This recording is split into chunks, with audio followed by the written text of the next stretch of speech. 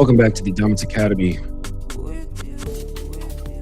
I'm your host, Mr. Justin, your professor for the day. I know this is an unusual time for me to stream, but that's because I've got a special guest visiting the channel from Germany. So we had to adjust for the time zones. We're going to be talking about polarity. And with me, I have Franziska Czar. So Franziska, thank you for joining me. And why don't you introduce yourself for those that will be watching? Yeah, thank you for inviting me. My name is Franziska, and I'm from Berlin in Germany, and I work as a relationship slash transformation coach for men. And I work internationally, and I'm a mom of 3 kids, and yeah, I think this is me. Okay. Yeah, I'm a user of Substack, and as with most social media apps, they kind of make suggestions and things like that for you to follow based on your regular use. And so you popped up, and I read some of your articles and the things that you had to say, and it was very much in alignment with what we discuss here at the Academy. And so I said, "Oh man, I've got to have her on. This is going to be a good discussion." And so I noticed that a lot of your stuff has to do with focusing on polarity, on like the balance of energy and things like that. And I try my best on the channel not to get into like too much woo woo sort of stuff about energy, but so it's kind of hard to talk about, but I try to make it as practical as possible, and I think you do as well. I don't see much like magic Yeah. talk on your Substack. So so first, No, I like only think these things. yes, I'm I wondering only like think first. these things. I don't say them. No, you only think them.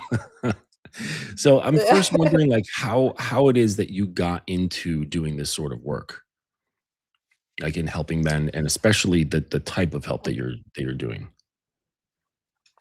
Well, that's kind of a long journey. I don't know how much time you have. I will try to make it short. So I come from acting. I studied acting. I was always interested in psychology, and I was always looking for ways to expand presence, to expand your being, to use your potential as human, because I myself had like this big need to do that. I felt like I have to know, I have to do it, because otherwise I can't live the life I want to live. And so I was like constantly looking for ways to expand, to change, to grow, to use my potential. And eventually I got into holistic sexuality, so tantric and Taoist sexuality. And with that, so with reconnecting to my body and to my sexuality, and to really go deeper, I also got in touch with the polarity piece, because in the ancient teachings, you have a lot of polarity. And when you go into sexuality, you are really like met with the rawest form of polarity, right? Because you Absolutely. have like the cock that is hard and focused and like, penetrates, and then you have the pussy that opens. And am I allowed to say that? I Oh don't yeah, know. absolutely. Yeah. Okay, perfect. Like opens and needs to soften and surrender. And I was so intrigued by that, and it made so much sense, and it solved so many questions for me. So I was getting more into that, and then also like more into like BDSM, like this dominant submissive stuff, although not like too much, but I was like very interested in that. And I felt my own need, like this feminine need to be led on the outside, and to have the opportunity to relax. And then I like eventually, actually, like 2 men from my network asked me separately to work with men. So they asked me like, why don't you explain to men how women function, and I was like, yeah, why not? And then I Sure. started. So that's kind of Yeah, how I and started. my plan is, thank you, and my plan is to have more women on to more so not necessarily instruct, but to explain how they feel and the processes that go on. So I'm currently lining up some submissives that are in 24/7 dynamics for a long period of time, and so they Hmm. could really explain or do their best to explain what that state is like on a regular, ongoing basis, versus just Hmm. walking into a bedroom or a play party, getting into it for a moment, and then popping back out and doing the regular life again. So I think it's very helpful for women to at least try to put it into words of what the experience is like and what it feels like, most importantly, because then that leads to, or at least in my type of mind, it leads to, well, how? Like, how does that work? Like, what are Yeah, the precursors to those things? And that's kind of what we will probably get into here yeah, is discussing, well, because the feminine is receptive, right? It receives energy, transmutes it, and then turns it into something else. And we yeah, can see this in multitude of different ways, but childbirth is like an obvious one.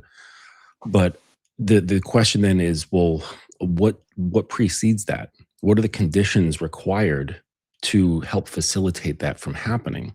Because I know that in my work and exposure to guys, and I see this a lot online, they're like, well, if you're so feminine, if you embody the feminine spirit, why don't you just bring it out and be that for me? And it makes sense logically, right? If you're the thing, just be the thing, and then that'll make it easier for me, right? And unfortunately, that's not how it works, right? So what are your thoughts on that? well, yeah, that's right. It's not how it works. Like, it needs its part too, but it's actually part of the truth, and many women do not live that anymore. Maybe, I Mhm, don't know. I don't know how it was. Like, they say it was different, like, I don't know, 100 years ago. But I haven't lived there, so I don't know. mhm, But I can say from what I see today, is that many women don't live that anymore. And I can say from my experience that the more I go into the feminine, the more I'm met with masculine behavior. So, like, I don't know, men that I don't know holding the door open for me, proposing to do things for me, to, like, this like very gentleman behavior. It's intrigued in them, and you can see, like, it's triggered through femininity. mhm. But It still, absolutely I is. mean, that's like surface level, and Mhm, it's beautiful. But if you go into deeper dynamics, it needs more from his part, of course. And I, um, I mean, well, there are like different levels to it. So, for example, like, I come, as like many women do, from daddy issues. mhm. So, and for a while, I was picking men that weren't so, they couldn't really hold me, but they could to an extent.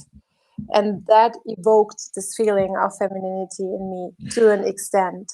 Now So this, let me pause you there for a second. What do you mean by hold me? Because I don't think you're talking about hugs.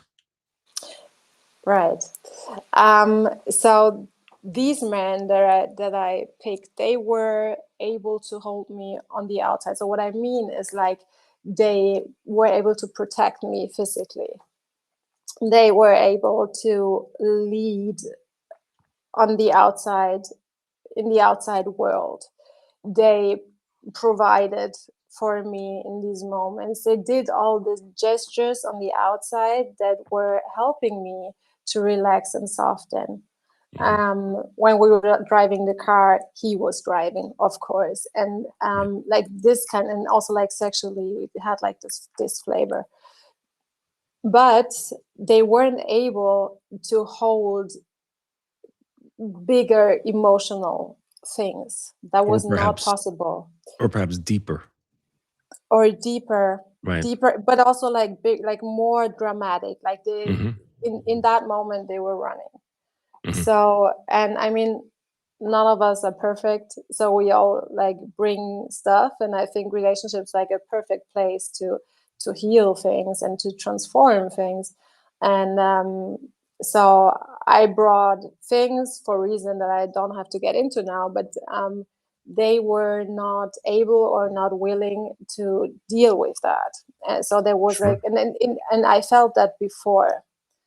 So, and my what I think what really happened is because it was like overly dramatic moments for what actually happened, and this has to do with me, but it also, my thesis is that I did that because I felt before that they weren't able to hold that. You know what I mean? So I I was do. triggering I'm that asking the to question see. just for the audience so they understand what holding means. Because for my students and for the people who frequent this channel, they very much understand the importance and the meaning behind containment. We talk about the man Yeah, becoming the container, right. and embodying a sense of stillness, such that he is not perturbed or he's unfettered by whatever sort of state she may be in, being Mhm. non-reactive, but not cold, just non-reactive. And we get into that quite a bit here.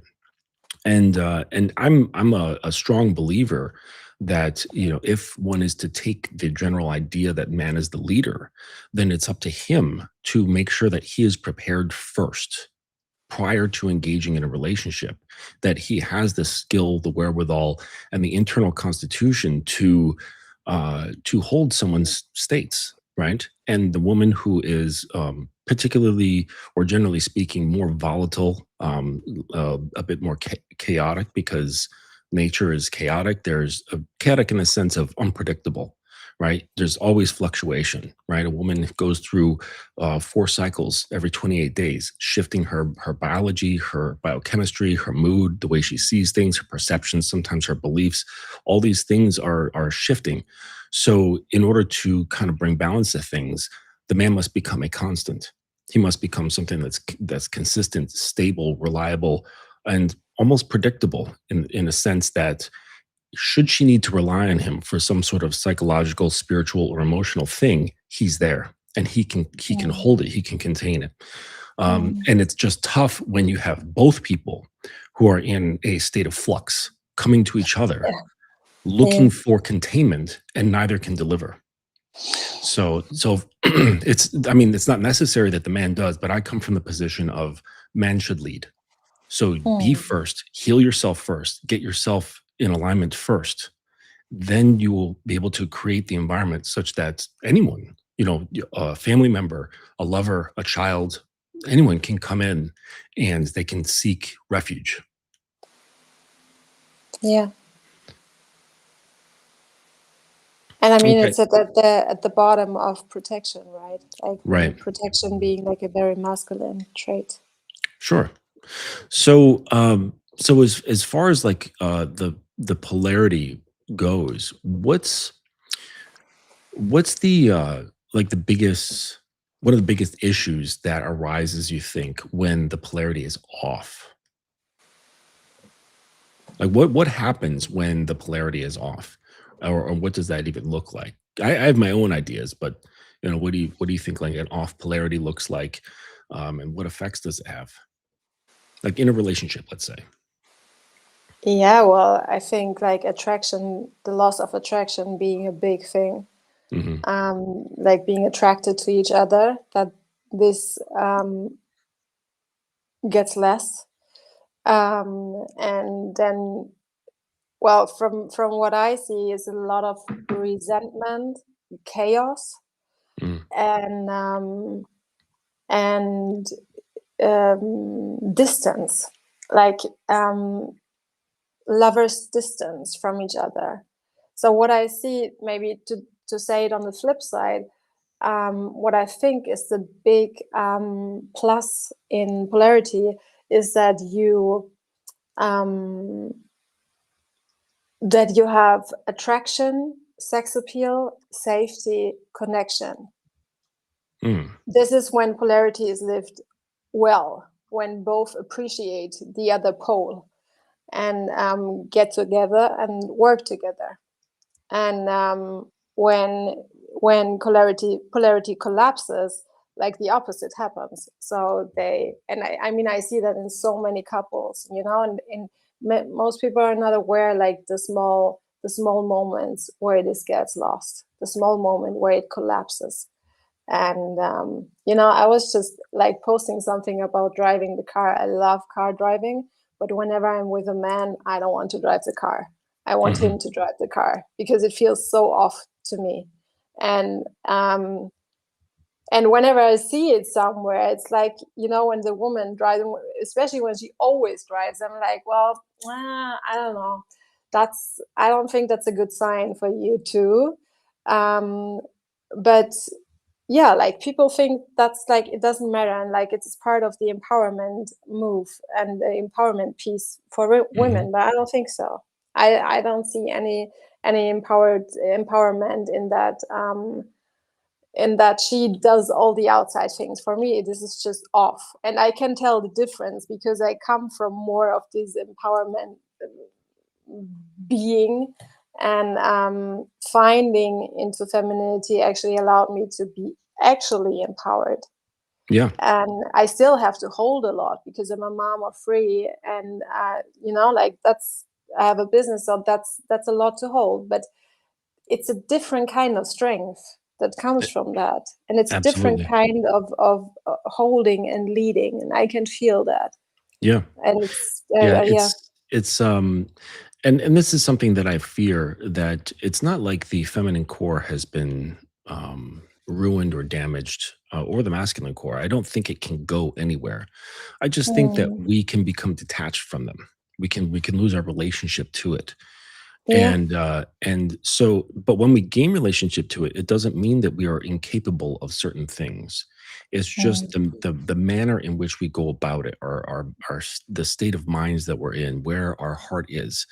The actions can be the same, and so it's not like someone can't have responsibilities, or woman can't be responsible if she is deeply connected to her feminine core. Like, that doesn't make any sense. Like, they don't cancel each other out. It just changes the I guess the means, or the attitude of which how they in which they engage with those responsibilities.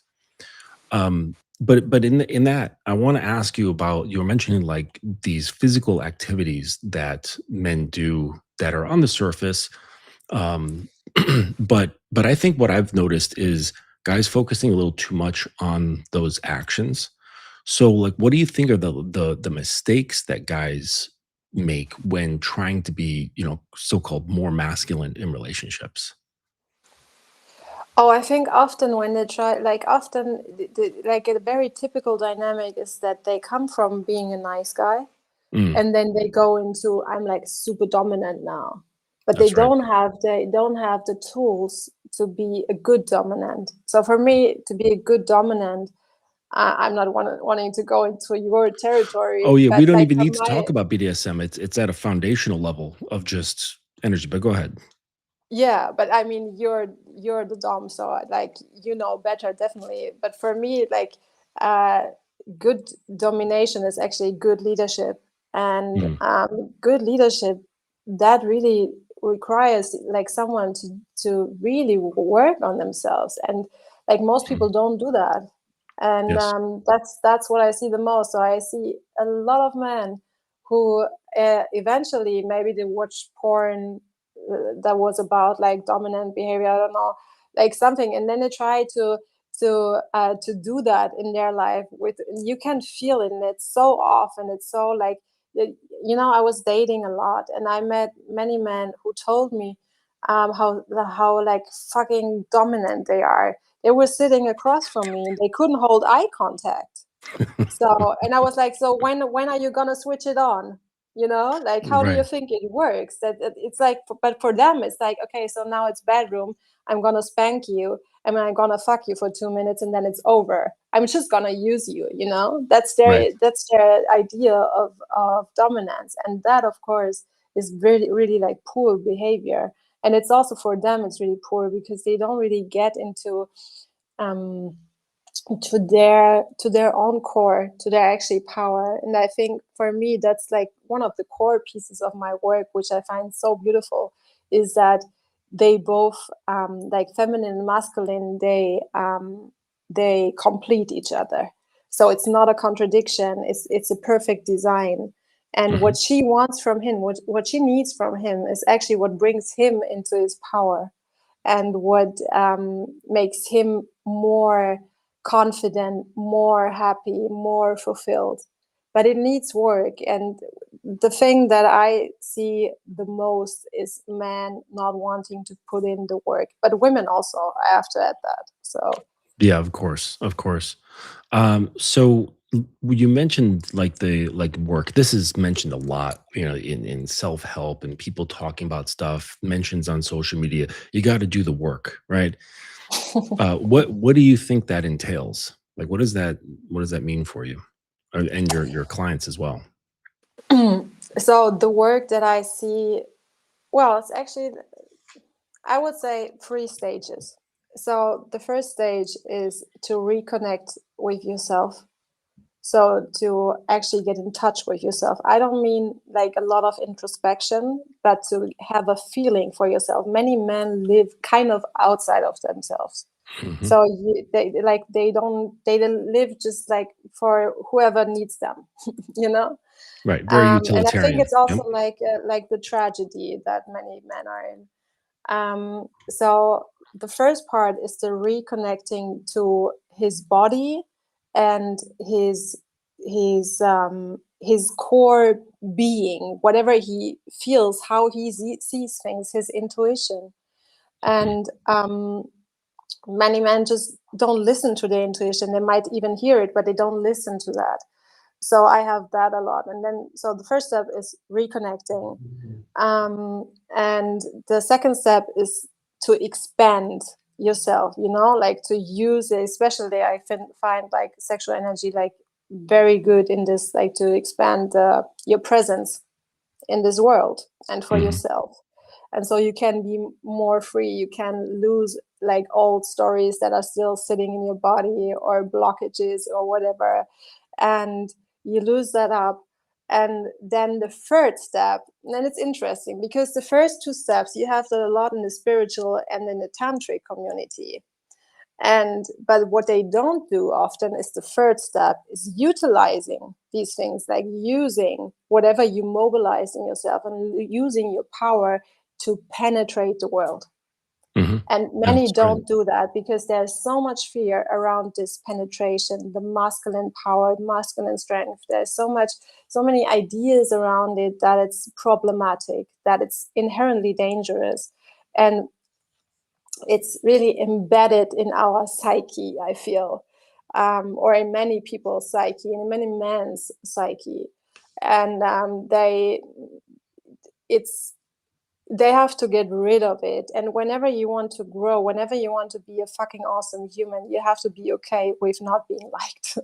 That's just That, what happens, because that's many right. people don't like it when you expand, Hmm. because they feel triggered by it. And if it's a man, it might be even more so. But Sure. that's what I have seen free and liberate men the most. And when they once they decided to do this, to do the work, it goes very fast. And I think that's because of like this male, okay, I'm gonna do it, I'm gonna go, like I'm Hmm. not gonna think about it, I'm just gonna do it. And they have like amazing results, like pretty fast. Yeah. And I think Yeah, it's that's because right. of it. Once the like ego and fear starts letting go, it Mm, loses its grip fairly quickly. Uh, mm, it's I've only seen this with a couple of my students who have very high levels of fear, and they struggle quite a bit. And usually, it has to do with their upbringing had a lot of heavy conditioning. And, Hmm. and that just takes time. You just have to stick with it and really just kind of peel back the fingers one at a time, you know. Um, Yeah. but you mentioned something really interesting about the fear of masculinity Yeah. and not really knowing what to do with it other than like let's just shut it down, which is impossible, right? That's like trying to remove the yin from the yin yang, right? Like you can't do these things, right? It's just part of the universe. Like that's trying to remove form from the universe or trying to remove void from the universe. Like you need the atom as much as you need the negative space around the atom, right? Hmm. So there's no separating these things. And so I think that it's actually normal and healthy to fear the potentiality of masculinity, right? Like because all the great things that can come of masculinity, of the being able to build and create and dream and just form the worlds that's around us, you Mm. also have bloodshed, you have explosions, you have the atom bomb, you have massacres, you have all sorts of insidious things that are developed by this. But that Mm. is also the nature of things. Like you cannot just cherry pick, right? And because when we do, we start separating. And in my work, one of the things that's part of the healing pathway is I call it it's part of the Jungian shadow work, which is getting in touch with your inner demon, because Mm. there's that dark, nasty demon that's inside, Mm. The like every beast. man that can, or the beast, like Mm. how it can cause utter destruction. I think like within every man there is this beast, right? And once it's harnessed, once it's become like more of an acquaintance or a friend rather than this thing that you try to convince yourself and others that doesn't exist. No, no, no, it's not there. I'm a good person. The fuck you are. I know you've got darkness inside you. And but by Yeah. the repression, it actually is you're encouraging that to come out in a negative way, right? When it starts Mhm. to blow off steam. But when it becomes integrated, then it becomes more controlled. And I think that's where the problem is. It's not the potentiality of like male brutality or violence or something like that, because like a well-trained samurai is just as dangerous as the berserker. You know what I'm saying? The only difference is that he has massive amounts of control. You Yeah. see what I'm saying? Yeah. So I think that's the part of the problem with understanding is like, oh, the masculinity has the potential to cause bad stuff. It does. But then they say, well, then let's just emotionally react to that and get rid of it. And it's like, you can't. It's a fight of futility. It's about Mm. learning to control it, right? Learning to harness it and then it becomes less dangerous. Not 100%, but less. Yeah. It needs to be led. And I Hmm. think that's like the biggest misconception that I actually try to convey a lot, because I want people to understand that no there's no point in shaming anything. There's no point in suppressing anything. It just doesn't work. It does the opposite. So what you said, like trying to suppress masculinity, that's like you just like open the gates to hell. Yeah, Because, it and makes you it can worse. see it, it's so much destruction. It's either self-destruction or destruction of something or someone around you, because you're not in control. And then you have the shame piece on top of it, the Mhm. shame and guilt piece, and that makes it even worse.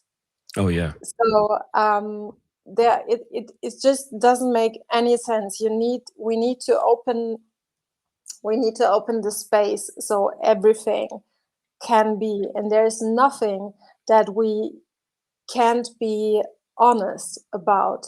There is no taboo. When we manage to break the taboo, we actually have the opportunity to heal. And this is something I have a lot in my work, like this. Oh my god, it's like I'm so bad, like, oh, I can, that's so weird. And like I have this with many clients where I said, can you just stop like judging that? there's no point. Like you're completely normal. It's completely normal. It's totally fine. We all have things we deal with, and there's no Mhm. point in judging that. It actually makes it harder then. You're Yeah. completely fine, and this is not to be confused with just stay where you are. You don't have to work on yourself. That's not the point.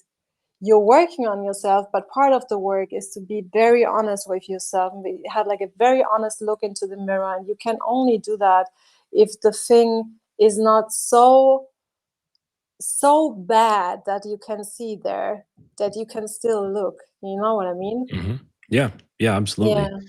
And it's a whole bunch of stuff. Some of my guys, they're holding on to rage. They're holding Mm. on to usually very high levels of shame and guilt. Yeah. In like what you were talking about with like what's inside their authentic self, right? Mhm. And what I've known is that what's behind pain and anger is usually quite a bit of truth. So it's a process of like getting through those levels of the pain and Mm. anger to get to like what's at the core. And a lot of Yeah. times it's like it's a very scared or very injured little boy. And I'm not saying Mm. that to infantilize men, but there's just a piece of them that was damaged but not ever tended to, either by like a Mhm. caregiver or by themselves as they got older, just kind of got buried. And then these coping mechanisms, which is, either guilt, shame, anger, it turns into, drinking or drug use, Yeah. addictions to sex and things, whatever it is to kind of like make you feel better, numb or distract. And then just going through life like that until little things come in and start cracking it. Mm. And a lot Mhm. of times those cracks happen within relationships. And Mm. that hurt, scared, or angry little boy kind of like peeps out a little bit, Mhm. and he's uncalibrated, right? Because that's just how he was left. Yeah. Mhm. I love how you said that. So in relationships, like you mentioned, like the attraction going down, right? As far as like certain behaviors, you're mentioning very, in the moment with like being out on a date and then being one way and then behaving another way. But like in relationships, what do you think the behaviors that our guys are doing that is either suddenly or gradually ruining attraction? Oh, so many. Mm, Like I would say most men lose themselves in relationship. mm. That's like the typical story you hear from men who divorced. They just lost themselves. That's why the In the relationship sense that they dynamic. were prioritizing their wife or their wife and children and not really paying much attention to their own They needs and lost, desires. and they lost form. They lost confidence. They lost direction. They lost so much. Mm, Um, and it just gets worse and worse. So and eventually she doesn't want him anymore. right, And I would say like I think like the relationship realm seems to be a realm that men have no idea how to be in. You know, right, usually men know very well how to be in professional life, how to be in business, and that's like an rather easy game for them. hmm, And then relationship is like a room they like no one taught them to how to be in that. And so they tend to give her the leadership in it. right. And that's already collapsing polarity. Sure. That's how it And we starts. hear it a lot. Like, Yeah. two buddies are hanging out. They're like, "Hey, let's go on a road trip this weekend, or let's go camping or fishing this weekend." And the guy says, "Hold on, let me talk. Let me check in with the boss." And like he's like partially kidding, but Mhm. not partially kidding at the same Yeah, time. there's Like there's he has to truth kind to of it. like Yeah. ask permission almost. Like, can I get a permission slip to leave the classroom? Yeah. Uh, and so why do you think that they default that way or defer towards the woman in the relationships? It's a good question. Like what is at the bottom of it? So I know it's like hard because it's multi-layered. as like why they do these things. Yeah. I've found that it's a lot of like fear based stuff.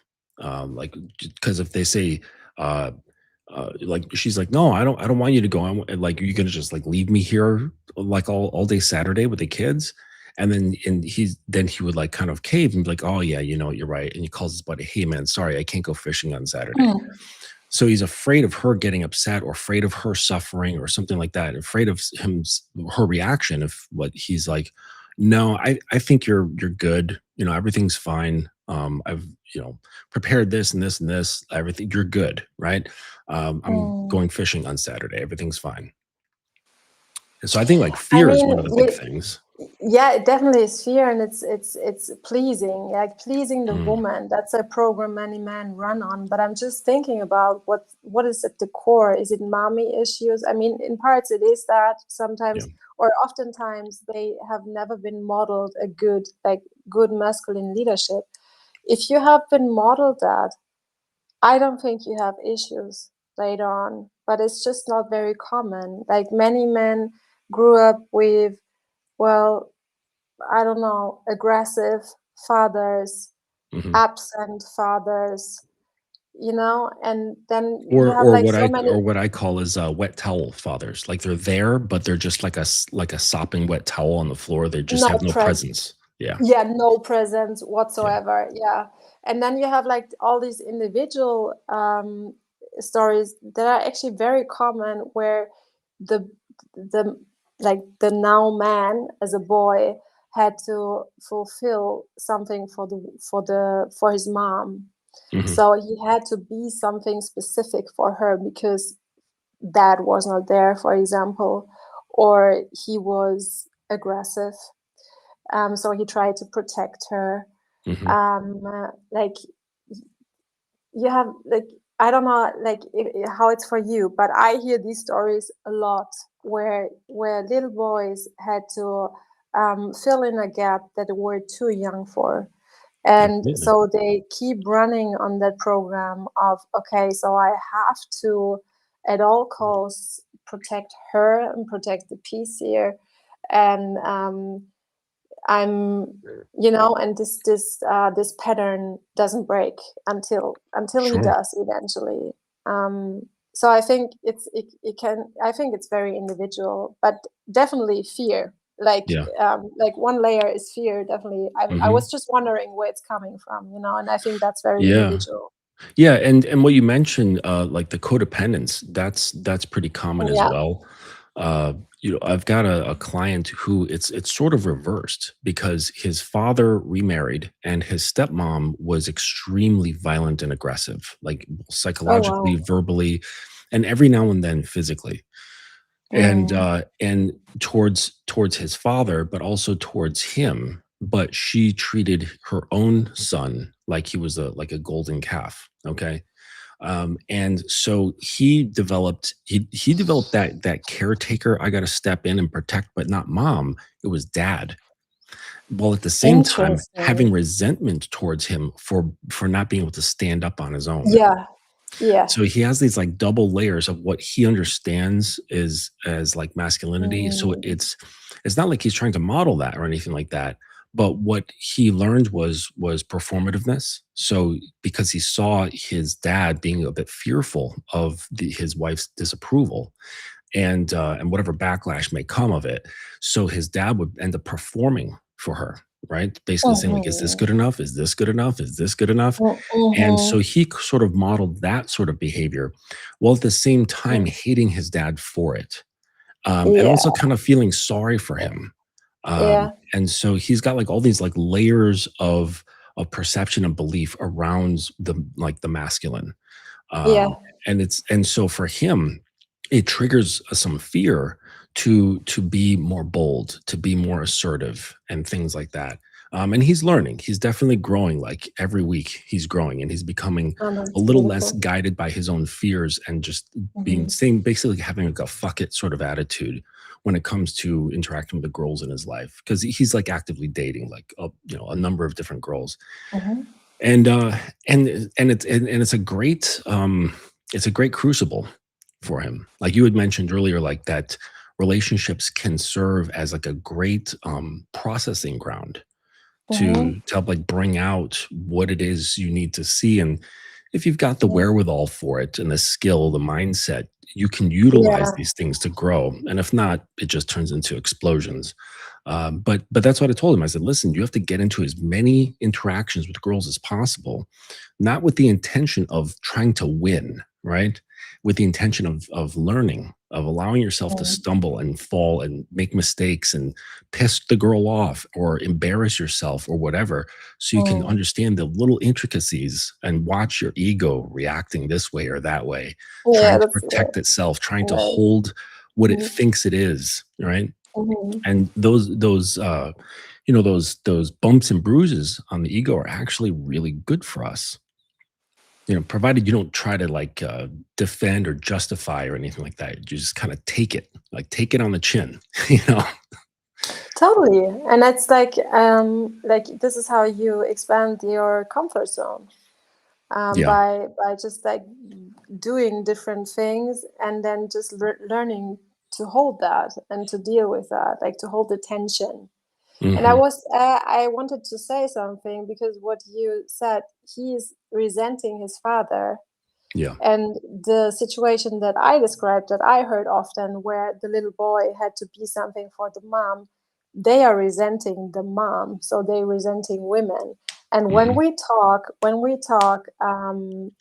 women hating men, we have to look at that piece. So that's why I hate this conversation, because it's so superficial.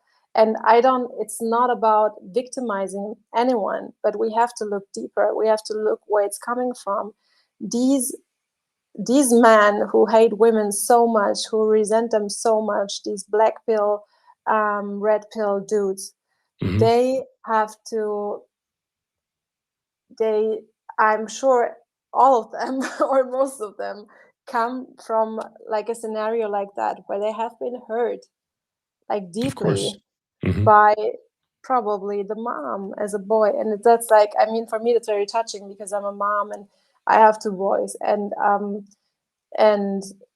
yeah, I have like an idea how it must be, like Sure. as a little child. And like, actually, I mean, I had to be something for my parents too. So I think we all know that. But yeah, so that's why I think we always have to look deeper. Whatever we do, we need to go deeper, because it's like oftentimes it's just too superficial, and then it doesn't do its justice, and especially to humans, like we miss the point so many times. And it's true with men and with women. And like going back to polarity, this is why I love polarity so much, because I feel like it's so deep in Hmm. our core. It's such a deep truth, and Yeah, that's the it word just there, truth. There's a lot of truth there. yeah. Yeah. And when you start exploring polarity, it's not all great stuff. I mean, the great stuff is amazing, but the Mm, not so great stuff is equally as potent. And you will see things that are really painful within yourself. You'll see things that you don't like. But that's the part of the process of trying to get to something that is, for lack of a better word, more pure. Like you have to kind yeah. of like, get rid of the or clean out the impurities. And it's Yeah, not that's a it's not a good word. fun or Yeah. easy process, right? It's Yeah. not that enjoyable. Like my guys don't really get to have fun until many months later, Mm, when they're able to create. I had this one guy, and he was very enthusiastic for learning. Came from a family with a number of older brothers. There was a lot of competition between them. There was a lot of like, mm, I guess what people would call toxic masculinity, where they get shamed for showing anything, even remotely that's soft, like not even the slightest mm, bit. And the brothers would just like mm, pounce on each other, right? And to a certain mm, degree, there is great benefit to that. But when it's like even the slightest flinch is demonized, then it puts people on edge, like they're afraid to do anything, right? And then mm, on top of it, there was like the father who had the highest level of scrutiny, and like nothing was ever good enough, right? No matter how mm, hard you tried. and he Mm. was a bit of a bully as well. And so, with my client, he actually became very much in touch with his emotions as a result, and which was unexpected. But this kind of fucked up his relationships, where he did start like supplicating too much. And it was just too much of a deep connection with those feelings, almost in Mm. the way like he used it to protect himself in some kind of way. But watching him grow and shift and becoming more balanced was, well, it's still an amazing sight to see. And now that Mhm. he's coming to these, more of a place mm, of clarity, and he's operating from a position that is more clean, from his issues and things like that. He's able to just manifest Mm. whatever it is he wants in the relationship. And because his action is so, well, it's closer to being aligned and so-called pure, his girlfriend just easily responds to that and just Yeah. basically becomes whatever it is he wants her to become, like, or whatever he changes in the relationship. She just automatically just flows and adapts right into it. Mm. And he's describing, maybe you can go a little bit more into this about like what happens when polarity is on point, but just this individual couple, you know, she's like kind of like surprising herself, right? Because it's a journey for her as well. And she's just lighter, happier, doesn't Yeah. think as much, right? Yeah, yeah, that's the big point actually. Yeah. Yeah. So what do you think else comes about, like when the polarity is I wouldn't say like locked in, because it's always sort of fluctuating, but when it's more on point, when people are doing it right, so to speak. Well, I think like you hear the lot like this, my how they like brain dead or something like that. I'm a very smart woman. I'm Mhm. pretty intelligent, I can say, but um, in this polarity dynamic, and I enjoy it a lot, is that I don't seem very smart anymore. I Mm. actually also don't feel very smart, and I don't think a lot. Um, and I love this. I don't have to think about direction. I love to be, like these like small moments where you, I don't know, like cross the street and he just guides you with his hand on your back, and you don't have to think about these things. You can just be in your world and talk and I don't know whatever, and then and he does these things. So what I um what I feel a lot is like this really being able to relax and to become almost like girlish Mhm. and just like feel lighter and just so loved. Right. So, More and I'm free. not more free, Yeah. yes, and Mhm. just loved in that. That's such a healing. It's such a healing feeling. But and it's of course it's not. I mean, that's not in bad dominance. It's like when someone is really good at it and he Sure. really like Sure. and with his heart open. Um, yeah, so I would say this is just like this utter softness and playfulness and just like like lightness. It's beautiful. Yeah, and so you had mentioned like some external things, right? Oh, sorry. The dog Yeah, walker is back. just returning. Yeah. Okay, so yeah, sorry, the dog walker's just dropped off one of my guys. So the That's fun. yeah, so you were mentioning like the external stuff, right? Of like doing this so I don't have to think about that and so on. But I think what can also occur that's not really understood as much is that it's the same, like what's done on the outside, right? Like she doesn't have to do this and doesn't have to, or this or that, and then therefore she doesn't have to consider these things, worry about these things, and then like emotionally engage with those things. That same mechanism can occur internally as well. So instead Yeah. of like, like holding the car door open or doing this or doing that, poor example, but it's the same internally, like for her thoughts, for her emotions, for her state. Like he can also take the lead in those things as well. Mm-hmm. And that, so that provides like a deeper layer of taking the lead, so to speak. Um, Yeah. and that's the harder thing to come by, because it's like, if I'm not mentally, emotionally, or intellectually prepared for that with the knowledge of how, uh, or if I don't have the emotional wherewithal, if that scares me, if I'm filled with Mm-hmm. uncertainty or whatever, I'm not gonna be able to do that. So your level of trust and submission can go to a certain degree, and Mm-hmm. it's fine. And there's probably many relationships that operate just fine at that level, right? But it doesn't like penetrate. You know, as you're talking about like penetrating, Yeah. with this hardness and Yeah. saying, hey, this is the shape this internal space is taking. When the cock enters the pussy, it's saying, hey, Mm. pussy, you're taking this shape now, right? Yeah. And so to do that, like psychologically, it's tough, because it absolutely does work. It can happen, right? But it's like there's no one out here really teaching guys how to do that, like on a large scale. Like I know I do that, you probably do that, but it's like it's lost on many men. It's lost on boys, like how to actually like penetrate her mentally and emotionally. And it's like, all right, I But don't know how to deal with that. yeah. So I'm just gonna leave it alone, because that's like uncertain, it's weird, it's kind of Yeah, yeah, yeah, mysterious. yeah, yeah, So yeah. I'll just But be you know, hands like, off. yeah, yeah, totally. Like many men do this, but it's actually not that complicated, I think. So you need confidence for that. That's for sure. But for Mhm. me, that's the presence piece. So the like title of my work is presence over performance, because Mhm. many men perform with women to some Oh, yeah. degree. Mhm. And so they either please, or they try to control, or they try to impress, or they try to, but they're not really authentic.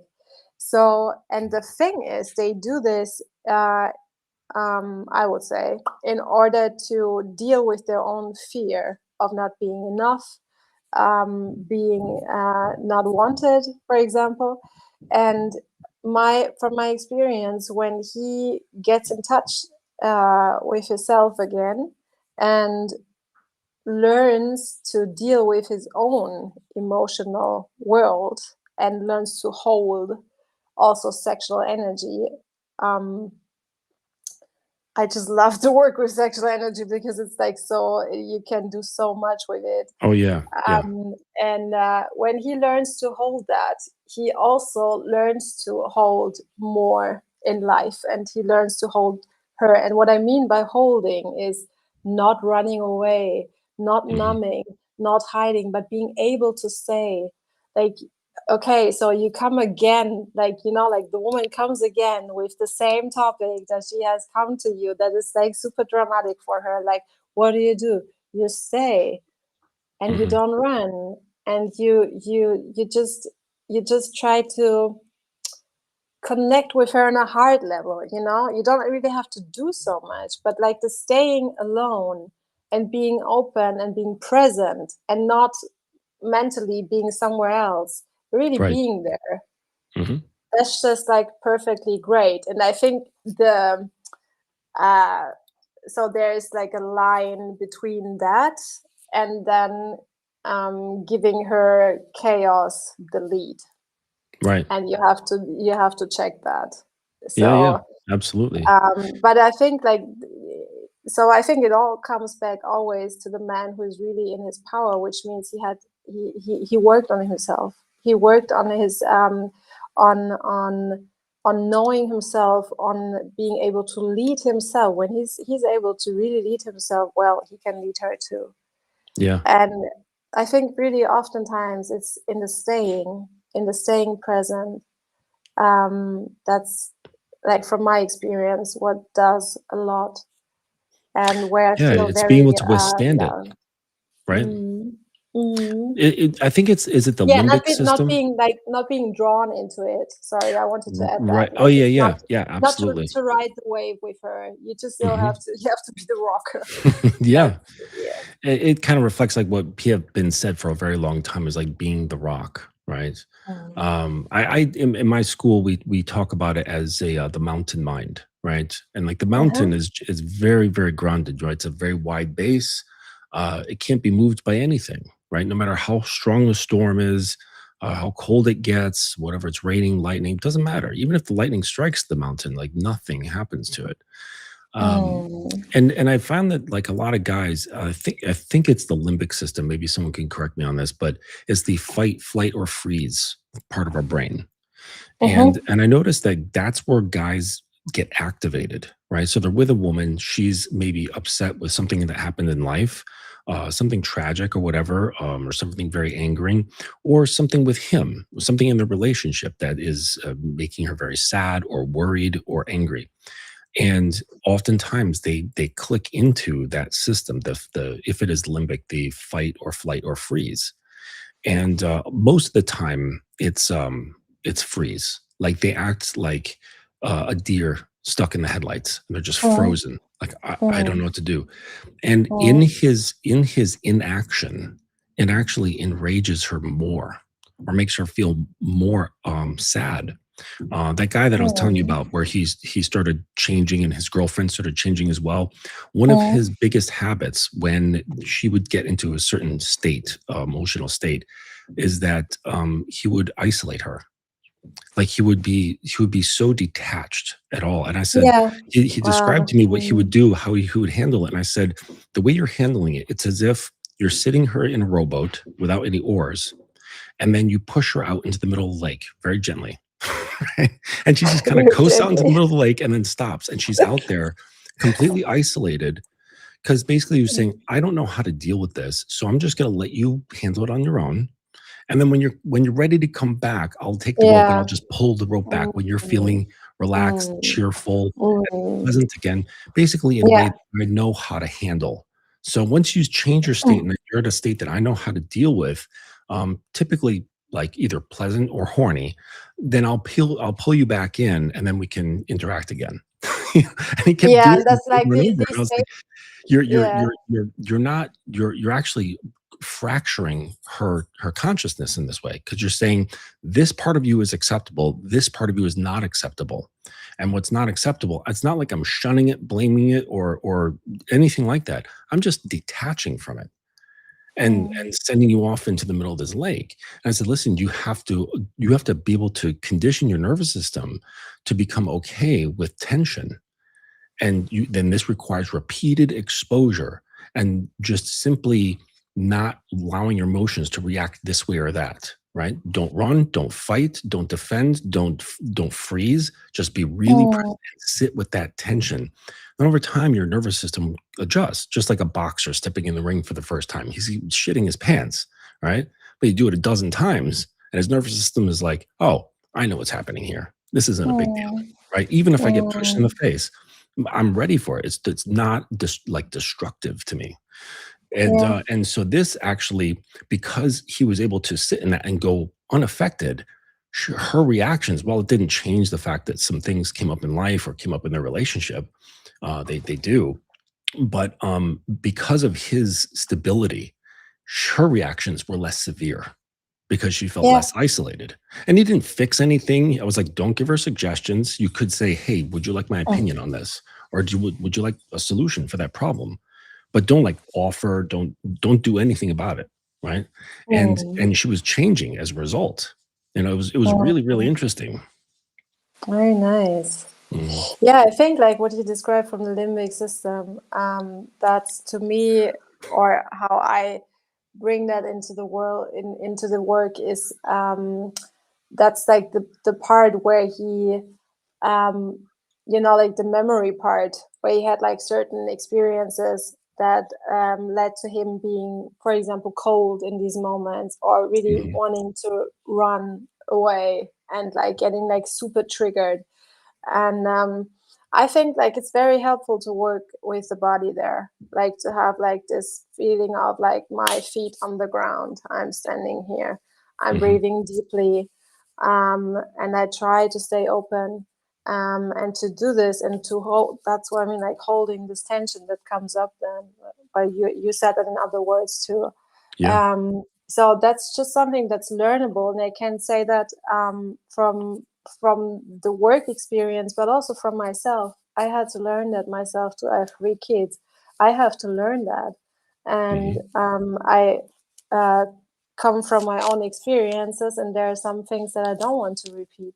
Mm. So, and I'm of course confronted with that, and it's a big, big learning, like this kind of leadership to where you where you create is like a space where everyone feels safe and like good about themselves. But when you manage to do that, it's really like it pays off, because then everything gets easier. Mhm. And that's what I love about it. When you said like the tone, like this internal tone, this love tone and security tone, everything just flows from there. Yeah, That's like, absolutely. yeah. It's like once both people kind of take it upon themselves to get out of their own their own way, everything Mm, really just starts to click. mm, And something that I've noticed in my own relationship is that it's not like a one and done, right? It's not like it's sort of like your taxes. You know what I mean? Like the just taxes come around all the time until you're dead. So you go through like a certain level, and then there's just constant maintenance. Because the ego just there's always layers to it. It always wants to come back and assume its place of comfort and control, trying to lure mm, you back in or whatever. mm, And so it's just a constant maintenance of your own state. But it gets easier as time goes on. But to think that it ends, I think, is naive for anyone who thinks that like you just kind of mm. sort it out and then you're done for the rest of your life and everything's great. Things But I just feel like they that's get a how lot easier though. the Mhm. male brain works, right? Right. I'm confronted with that a lot. Yes. But the thing is So like in life, like with men and just basically anybody who has anything, maintenance is just part of existence. There's not really anything where you absolutely, can just set it and yeah. forget it, right? There's nothing like that in Yeah, it's existence. gonna die. Mhm. That's what happens. It's gonna die. And Yeah. I mean, also, like, why would you do that? Like, you can always like go deeper. Like, why would you do that? You're not in a relationship to just leave it there. Like, Mhm. what is your like idea of relationship? How do you want to live? And I think we just have like miserable examples for that. But we need there's so much potential in that to really be together, and Mhm.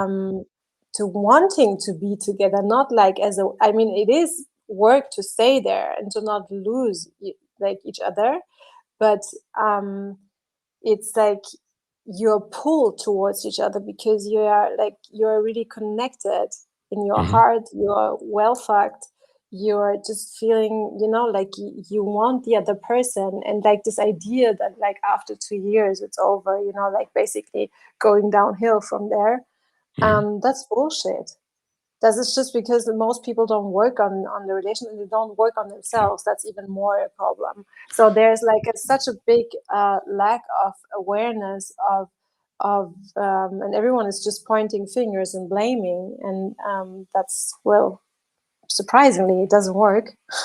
Nope. Yeah, as fun as it may be for basically everybody, it really doesn't solve any problems. It really just serves as a Mm, further distraction from what you need to do. mm, I was thinking about what you had said before about feeling mindless, and the freedom in mhm, that.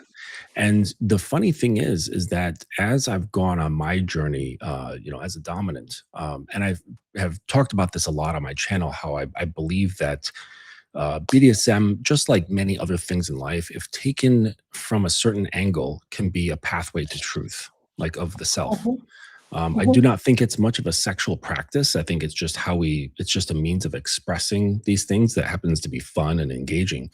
But I do find that it is a pathway to a greater understanding of oneself.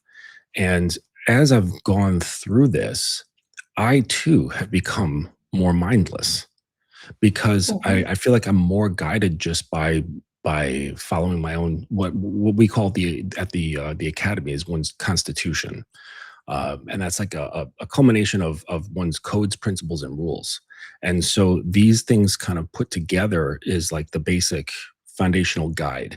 And then learning to like trust one's intuition, having also worked Mhm. through the things that prevent you from trusting your intuition, and really these days, like my mind is like pretty blank most of the time, except when I use it. Like it's almost like I'm treating my brain like a tool. Like I can turn it on when I have a Yeah, problem to solve, or something I'm yeah. creating, or somebody comes to me with something, or I'm collaborating or whatever. Like that's when I can click it on, right? But otherwise, I Mhm. just it's like its default position is off. Kind of like those switches Oh, that's where great. to have I it love on, you this. need to keep it pressed. If you let go, it just Mhm. snaps off. Yeah. And so that's what my brain has become. And so like within my dynamic, I'm like, oh, I want to do this, so I just flip it on. But Mhm. there's never like ongoing chatter inside. It's just quiet. Mhm. And so I found that that is uh, I think that allows actually leadership to be easier. I can be more Mhm. authentic, and I actually can connect more with my submissive this way, because we're both Yeah. kind of coming into this I don't know, for lack of a better word, like more zen state, where we're less about the individuals and more about the structure as we are Mhm. related to it. Like we're part of something bigger, and not so much as like individuals meeting and saying Yeah. like, hi, I'm me, and you're you, and we're just kind of working together. It's like Mm. the you and the me Mm. gets less, and Mhm. we kind of disperse into the larger structure and do our best to kind of Mhm. maintain the whole thing. It's a really interesting practice. And only a couple of my guys are experiencing this, where they're like, oh, okay, like as I teach her to thin her ego and thin her identity, I'm also doing the same thing to myself, because I'm finding Yeah. that too is a barrier. It's not a strength. It actually leads to less flow. you know Yeah, but that's actually like that's the heart openness, right? And that's where Mhm, like where good sex takes you, where you feel like you're kind of dissolving into something mhm, into something bigger, and like the your ego is dissolving basically. So mhm, that's pretty fucking great that you have like your mind switched off. Like not only, but it brings like that's what I meant. Like you do this, you have to do this work to get there, but then it's easier. You have, because you can trust yourself again. That like mhm, before that you need to like micromanage and discipline yourself. And like someone recently asked me if my work is if it only targets the relationship life of a man, or if it's also like working on other areas of his life. And I was like, it's targeting the man. And we mhm, use his relationship life as a mirror. We use his experiences with women as a mirror for where he stands in regards to his masculinity. But this is like, of course, the work that he does, like at first the patterns that he has, it's not only in relationships, they will show up everywhere. So, and sure. when he starts working on that, it of course also ripples into, because he's the source of it. Mhm, And but then he doesn't have to micromanage every area. I mean, he still has to do his taxes and work out, but like so many things fall away then. And it makes things easier because you can trust. You don't need a manual. You don't need a manual for women, but you need to learn how to trust yourself and to dissolve whatever hinders you to actually connect and to actually step into your power. And that's like, I mean, these are words, but it's like in practice it makes so much sense, and it often is actually like easier than you might think when you hear it. I feel mhm. it's like still a process, but it's not so complex actually. Yeah, but it is difficult to put into words, because Yeah. perhaps you've come across this as well, because the guys come to me and they say, "Yeah, okay, cool, but what do I do?" And it's hard for them to grasp the idea that it's not any one doing. It's not like, because it has to do with being, right? And being and doing are two different things. Even though being Mm, can produce doing, but the doing won't bring you into being. And yeah. so it's like, no matter how much I say, like, I don't know, uh, play piano, I'm never going to really get to a state that Mozart was in. because I'm trying to do it, right? And really it's more so like letting go, rather Yeah. than trying to do the thing. And so like I wanted your thoughts on the idea of like how uh the, like healthy, we can kind of put that in quotes, like Mm. healthy masculine leadership looks like in contrast to control, like how that looks, because that does address like the idea of like, well, what's done, like what's actually seen by women, and what comes off as like healthy leadership versus controlling leadership, and do they even look different, and is it just the spirit behind the things, right? Because I know I can tell my woman to do whatever it is I want. I can make, just like in that movie, what was it, Coming to America, where Eddie Murphy was with that woman, his first wife to be, and he's like, hop on one foot, Mhm. hopping on one feet. He's like, "No, bark like a dog." And she's just barking like a dog, and he's in.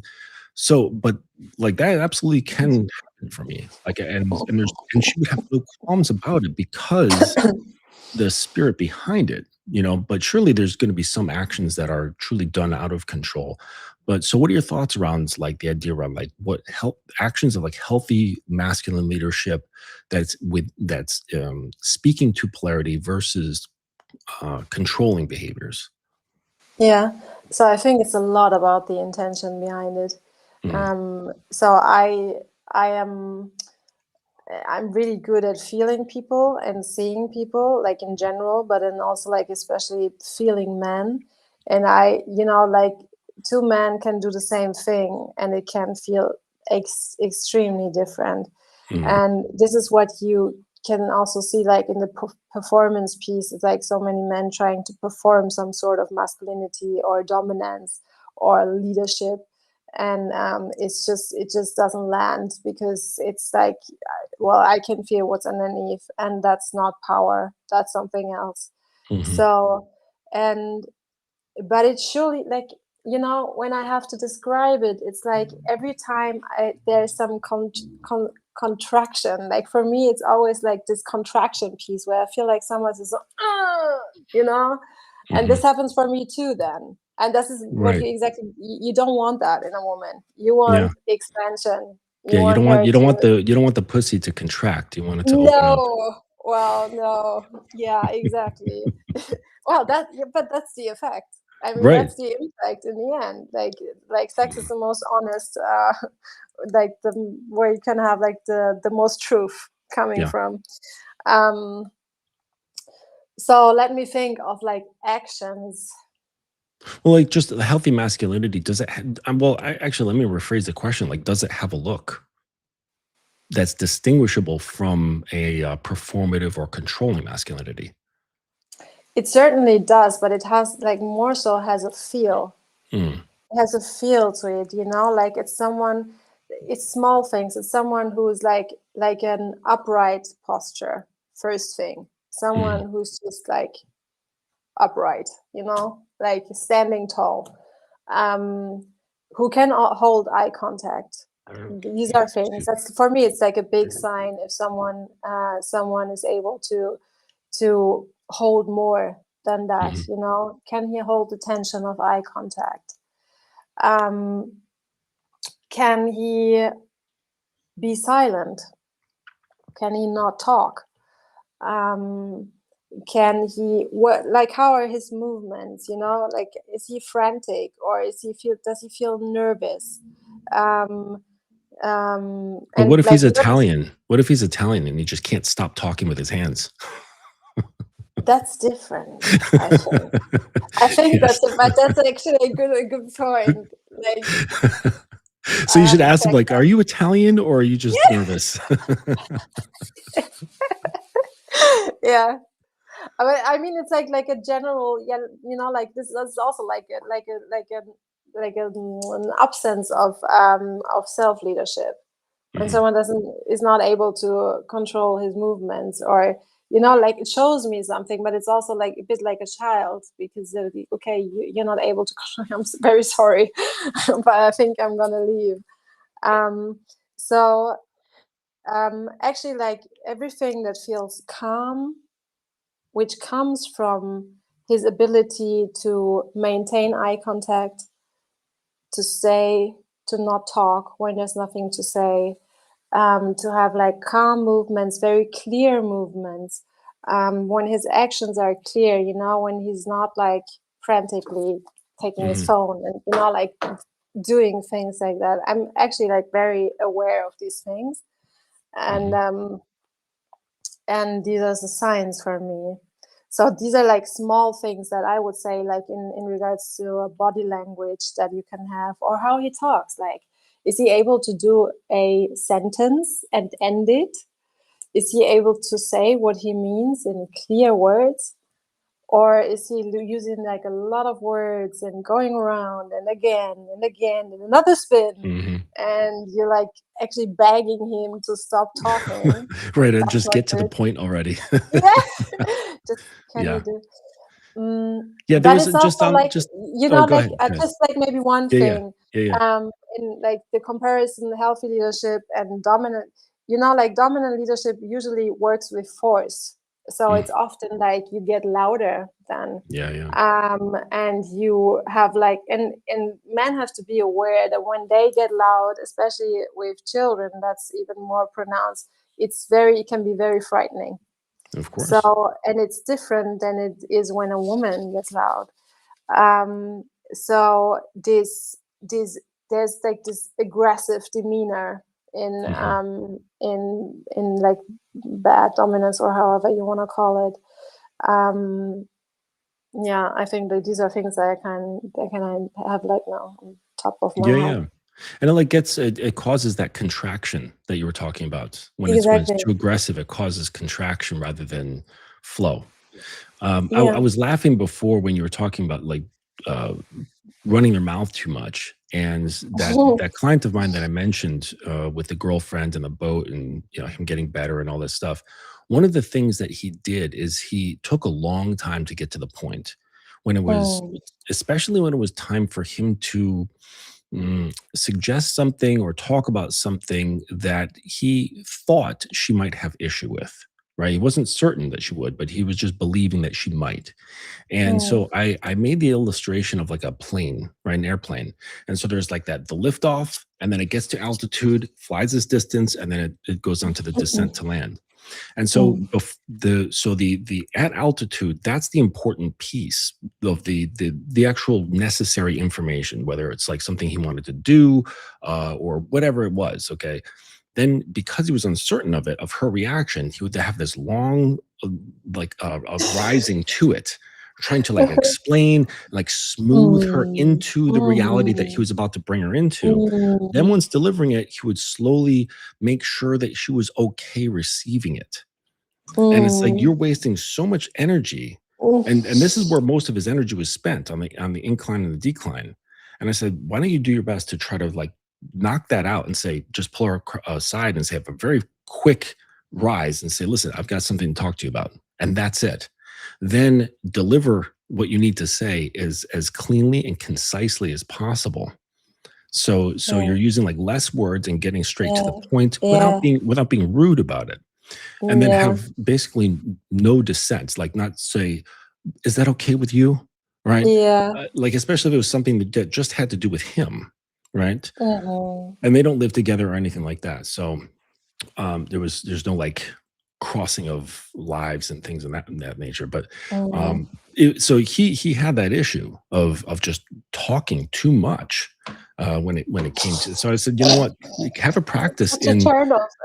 have a practice in saying only what's necessary, only what you need to Yeah. say, and watch Mm. what happens, because you know it can cause sometimes positive tension in her, you know, Yeah. like arousing like positive tension, and she'll want to fill that Yes. space.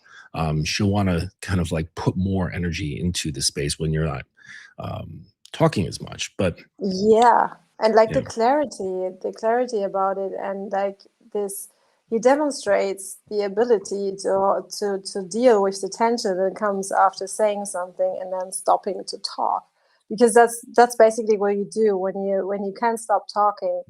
Hmm. you're you're filling space Yes. that otherwise creates tension, and you're not you feel like you're not able to hold that, or you're just not aware of Hmm. it. I Yeah, think there's some tantric practices that focus on that, where because when you're not talking so much, it's almost like they say, like when a person loses their eyesight, your their hearing gets sharper. And yeah, so in the same sense, it's almost like if you stop filling the air with yeah. words to kind of like give your nervous system information of like how to be, you take that out and you start feeling with different things. And I think there's a Mhm. tantric practice, or that's just woven into it, where you learn to intuit your environment, intuit the state and emotions of the other person without having to like really talk about it, and you adjust Mm, in real time to whatever it is that you're feeling. mm. And it's a difficult skill because it's not like they teach it in school, right? Like how to intuit your own state and someone else's state without describing it or putting it in a box, or using words to kind of control the situation. But I But I've got think a oh, good. many. I'm sorry. No, no, go ahead. Okay. I think many people are actually still able to do it. They just stopped listening to it at Mm, some point, that's what I see a lot in men, actually. And it's often, I mean, often they say men don't have intuition, which is complete bullshit. oh And yeah. I remember like one client, he had like a bigger business, and he was talking about his employees and how unhappy he was because they were not working well and stuff.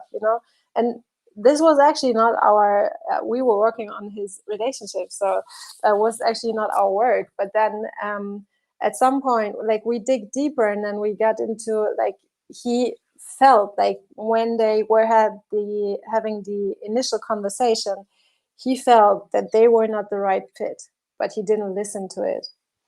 And I had this a lot, actually, where men just didn't listen to it. And you were mentioning before, like, this anger, like these demons, that they have Mm, something to tell you. And I just recently had a client who, he woke up in the middle of the night, like, constantly, and he was like, I can't sleep, it fucks me up. And we were just starting, like, we just started working. And then I said, well, maybe start writing, whatever comes up, like, start writing. There might be a message that you have to receive, and you can only receive it during the night, because that's like your subconscious, like, mm. coming to you. And well, we were talking about that, and the next day he said, like, I have to tell you something. There's something I need to tell you, like a very centerpiece of his Mhm. being, very shameful piece. And so he got to that just in a moment where he had the information. There might be something to it. There might be a reason why you wake up. There might be something you have to know. And there was something else that I wanted to say, but I forgot.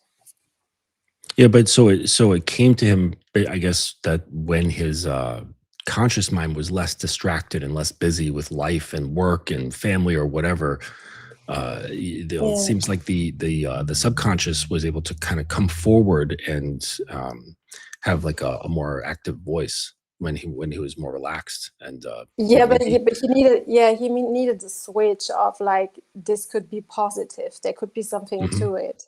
Yeah. And that's what I think helps, actually. I don't think that anything happens without a reason, and I also don't think that anything happens to punish us. And that's, I think it's a very healthy switch. So often, when something happens, like, to ask yourself, like, why? Like, is there something to it? Is there something I have to know? Is there something, like, speaking to me? And Yeah. to see what the message could be. And that's actually, like, it all is a Mhm. very feminine way. You mentioned the being.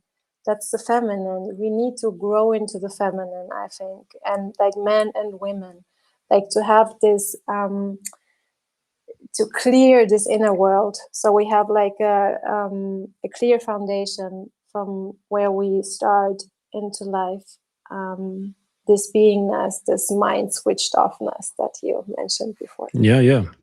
Well, I think guys just like get triggered by hearing like, oh, you have to listen to like, feminine side of things. Yeah, that's why And you don't say right, it. yes, yeah, you can just use the different things. And this is why I appreciate the ancients so much, because they really didn't talk in those terms, right? You look at Mm, Taoism and it's in a symbol, right? Yin has that little black dot. And just mm, looking at the symbol says everything, right? It's not completely mm, white on that side. There's that fraction in there. And it's not overtaking it. It's completely contained in this little circle, right? Uh, mm, it's not bleeding out all over the place. It's not a blended, right? It's not like the black is like blending into the white. It's its own place, right? But it's still within it. And I think that's important to understand. I think it's important to kind of internalize that, to understand that it's not a weakness. This is actually just part of you that can be utilized.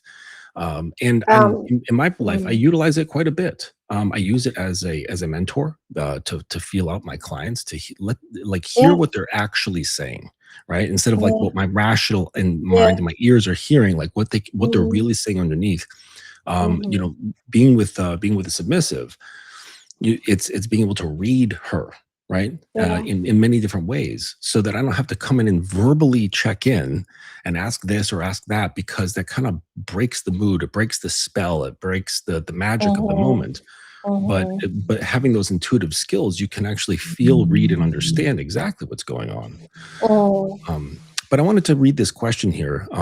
yeah. It says, does stillness and silence comprise the masculine polarity? Peace of mind as identity. And then he says, the behaviors of the masculine polarity I meant. So comprising of the behaviors. So, Or so what does so he's comprise asking just mean? to I'm get like German. the right. Yes, you're German. Made up of, made up of. So he's saying like, does stillness and silence, like is masculine polarity made up of stillness and silence?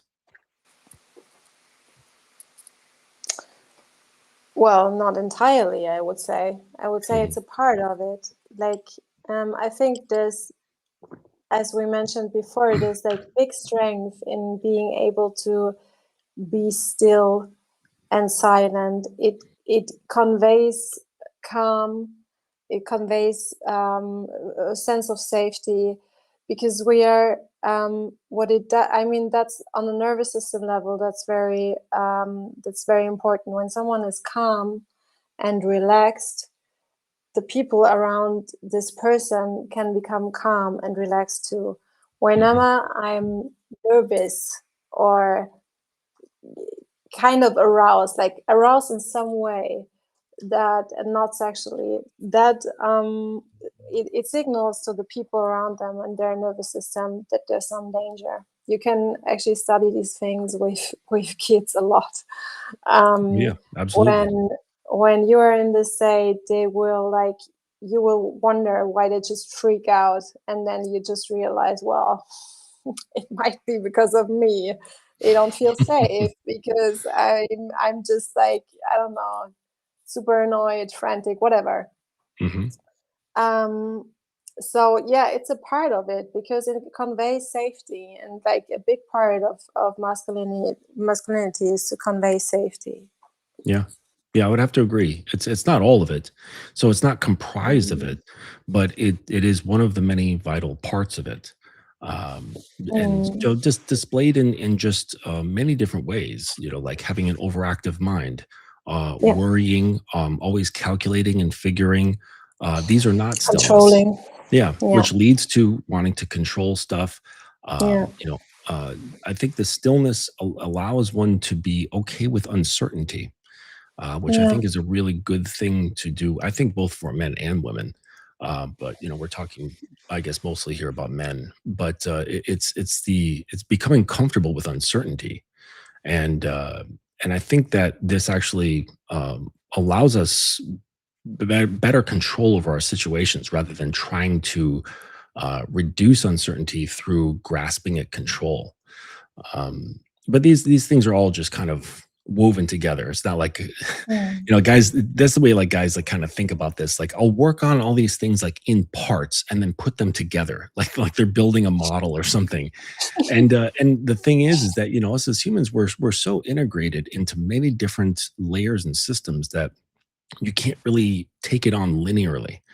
It's just you start somewhere, and then that thing you start on is connected to other things. You kind of tend to that and attend to Exactly. that and tend, and Yeah. you're just kind of Yeah. like all over the place. And eventually it Yeah. all just kind of slowly comes together. Yeah. Yeah. Yeah. It's And can I add mhm, something, of course. because you were talking about the feminine and like this idea that it's like weak, and I know that you don't think so, but I that's like a very prominent idea that the feminine is weak. The feminists have that idea. The red pill is afraid of the feminine, and we the feminine, it's, like, that it's always the idea like the feminine is weak and the masculine is dangerous. It's a Mhm, threat and it's a perpetrator. And I think we have to get rid of that because it's not true. Like right. women, like the feminine can be very brutal too. Absolutely. And the masculine, well, I wouldn't say it can be weak, but it's just like there's a different strength in the feminine. That's what I actually want to say. And it's the strength that we now, like, we are talking about that for 1.5 hours. We're actually talking about the feminine a lot, where this sober place where you come from, this openness and your body and a calm nervous system and a calm being. So that's the inner world, the inner realm. That's actually the realm I work with clients on a lot, because like it's just what I'm familiar with, so what Mhm, I can help them with, because it's what I work with a lot with myself too. And usually, I mean, they master the outside, so that's not really. But it's interesting, if you haven't mastered the inside, it ripples into the outside too. So it compromises your masculinity, and that's the mhm. point. That's what many men don't see. So I wanted to add the feminine part. I would love to get rid of this thought that it's weak. It's just Right. different, and we need both. We always need both. Mhm. Well, yeah, so I often refer to, the feminine as nature, right? And how it's Mm, wild, it's chaotic, it's unpredictable, like mm, trees don't grow in a straight line. mm, Water has no rhyme or reason to water. Air currents, the weather, like everything. But if like you kind of pull way, way, way, way back, every nature system is working in perfect harmony with itself, right? yeah. So is it chaotic? It depends on how close or far you're looking at it. If you look on the ground, and there's this great movie called Baraka. Have you ever seen it? Baraka? No. Oh, check out this movie, right? There's no dialogue in it. Like there's no like lines and script. And this Mhm. filmmaker goes around and records all these different things with this beautiful soundtrack, and you start to get the message what he's trying to say. That Mhm. like we perceive things as different, but everything's kind of the same. And so he had this one shot of ants, right? And they were just moving chaotically, right? Like all over the place. And then took this aerial shot of like that very famous intersection in Tokyo, and it looked exactly the same. But what he did is he Wow. sped up the camera speed, so it looked as the same movement as the ants. It was really bizarre. And so if like you zoom way the fuck out, you can start seeing these Mm. patterns. It's like, oh, what looks like Mm. chaos up close is actually moving in a very distinct pattern, but we can't really Mm. like name it. And then Mm. the real quick about the part about like the feminine being soft. One of the most destructive things in the known universe is a black hole, right? Yeah. Like Yeah, that's it can true. literally suck in light, like light itself, right? Can be sucked into a Yeah, black hole. It can pull in entire planets, like, yeah. and that's like the probably the most like largest, most kind of like distinct manifestation of void that we have, right? In the known universe Mm. is a black hole. Mm. Incredibly powerful, like gravity, like you wouldn't even know. So Mm. it's like to say like feminine, like, but and also there's like weak forms of it, there's strong forms of it, just like there's weak forms of masculinity. And like people look at like a samurai sword and they go, oh my gosh, like it's like very masculine, it's tough, it's fast, it's sharp, it's deadly. But if you take two hammers on a samurai sword and whack it like this, right, you can break the blade. So they're very Mm. sharp, they're very hard, but they're actually also brittle. It's Mm. like, so you can snap them. right? With a Mm, muff, like a torsion force, like sideways force going this way. mm, And so it's like, is it weak? Is it strong? Yes and no. yeah, So it's just I think part of the problem is people looking at things from too much of a surface level. yeah. As we've been It kind of is. mentioning, and sort of like trying Mhm. to control it and categorize things in these very, oh, women's soft and weak and feminine. That's what feminine is.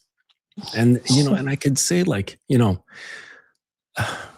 try like imagine the courage that it would take, the amount of strength that it would take for a woman to say, I'm willing to set aside my identity, I'm willing to set aside my will and put all of my trust and my identity into the containment of a man, right? Mm, And like or like a dom, right? Maybe she's a lesbian or doesn't matter the gender, but just like mm, to take that and say, I'm not claiming ownership over this anymore, and I'm handing it over to another person.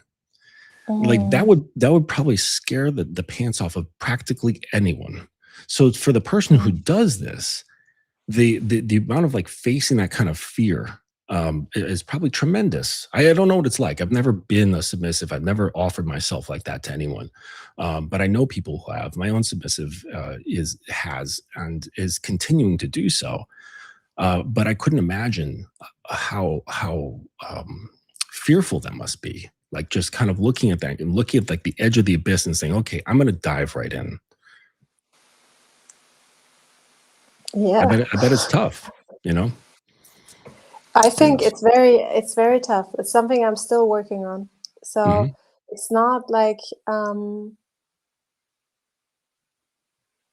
it's interesting, I had this because you were talking about the edge. I had this vision once in a visualization. It's like years ago when I started to work with my sexuality, Hmm. by the way. And I was running down a hill, and like the entire time I was thinking, "Fuck, I'm gonna stumble. Fuck, I'm gonna stumble." And I kept running, and then Hmm. I got to the edge of a cliff, and it was like super steep down, and I Hmm. kept running, and I was like, "Fuck, I'm gonna fall," but I was flying, and I had like a cervical orgasm Yeah. by it, and I was like, "Okay, that's like." That's the best picture I could have for my life. Yeah. That's the way to Absolutely. live. But Hmm.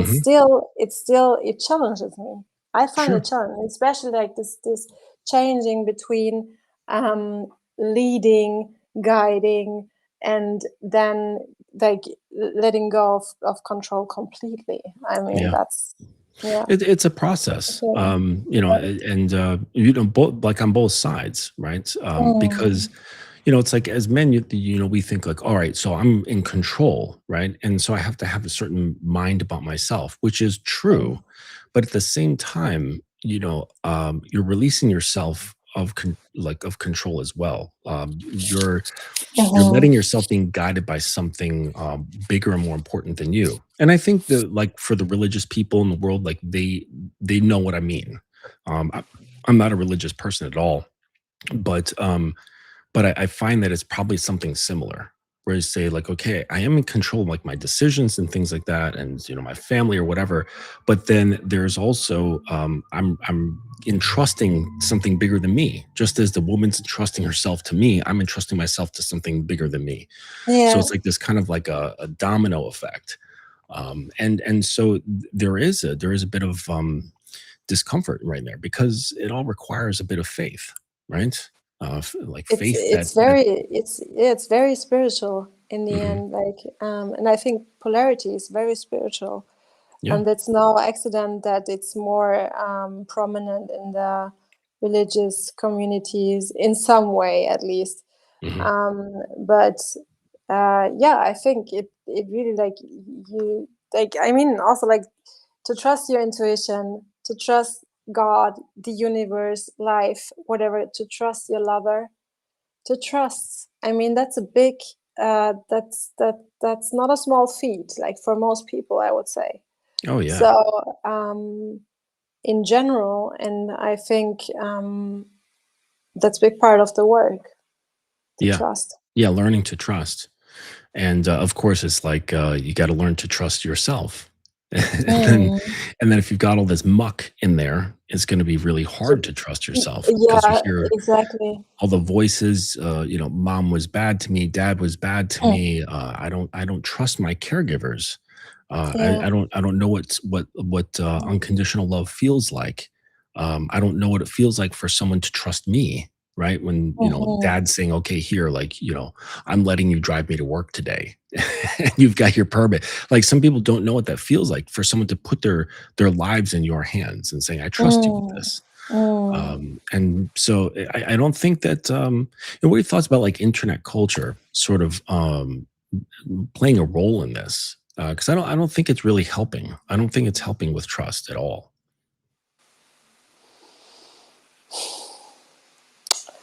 Yeah, no, I don't think so because I don't know. I mean, they're really like I saw very cool people on the internet. Mhm. I saw really uh, distorted behavior on the internet, and some people like to portray it as if it this is how humans really are. Once they are anonymous, they just show their real faces, and this is who they are. I completely disagree. I completely disagree. They show their pain. That's like wounded behavior. That's what you can see, Mhm. in the trolls, etc. But Sure. it's not. That's not the pure human nature. That's not true. And I mean, humans can be destructive, but it depends on what you feed. Sure. It depends on what you feed. We have immense capacity to love, and I think we are just scratching the surface, to be honest. Mhm. Um, Well, what I so, mean is like, things that are propagated by the red pill, by black pill, manosphere stuff. Like, personally, I find it to be just all fear based. And then if you're just a young man consuming this constantly, if you're in a that's place what of you mean. fear, I protection, understand. Yeah, judgment, it's like, what are you going to do with that? How are you possibly going to be able to create an yeah. environment that inspires polarity? Well, it's problematic because like these are all basically wounded boys telling their experience and how Mhm. they see women. And I mean, you can see the picture they draw of women. That's extremely limited, extremely negative. You need to control them, by and you basically need to use them. And Mhm. it's all about they need to be between 18 and 25. Afterwards, they just trash. Mhm. You can't use them anymore. I don't know, whatever.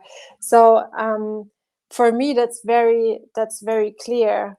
But of course, for younger men, for boys, especially in a world where they see, well, okay, so one side hates masculinity in men, so I might have like some self-esteem left, so I go to the other side that completely perverts it.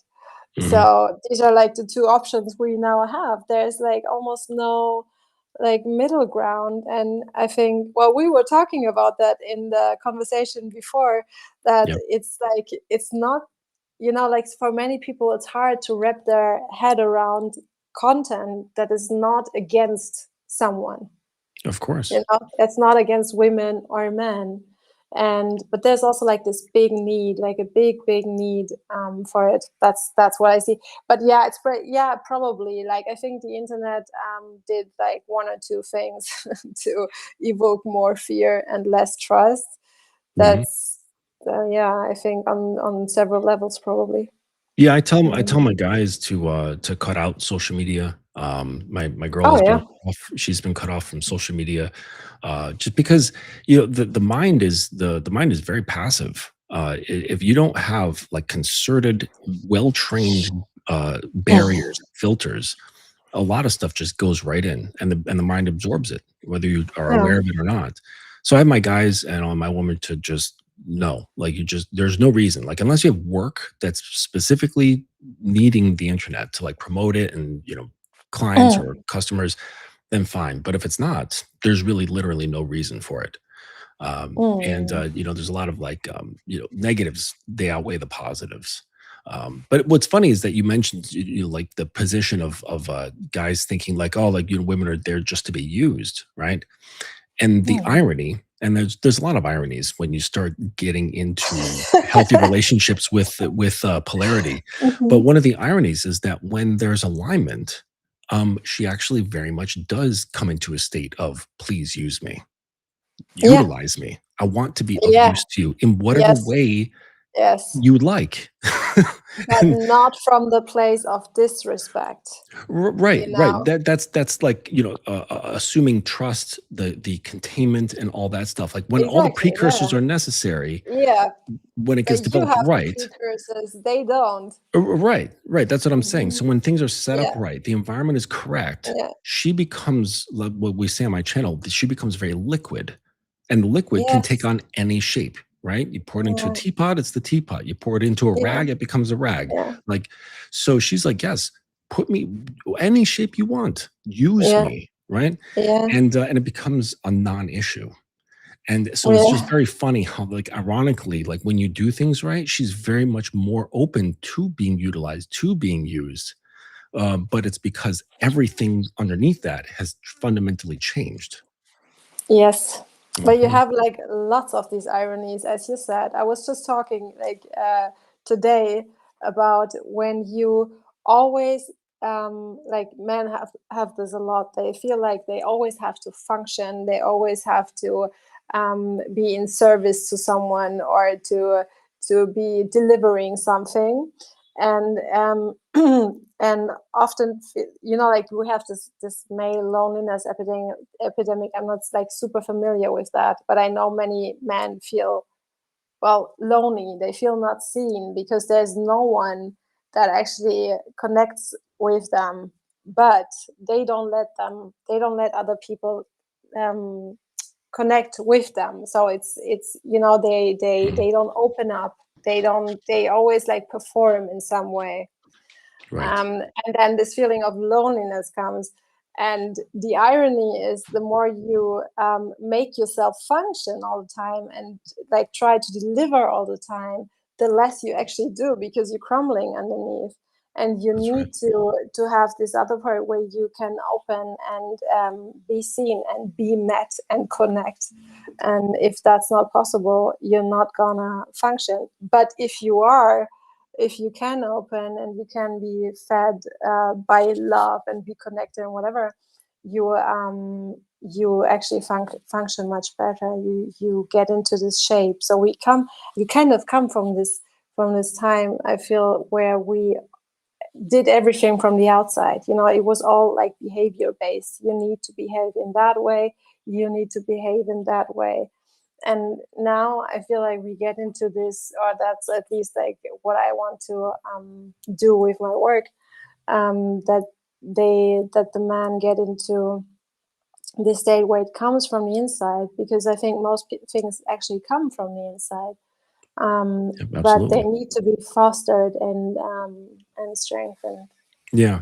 We got about like 10 minutes here. And just something you mentioned like about this like loneliness thing. I am I guess I've always been a very solitary person, and Mhm.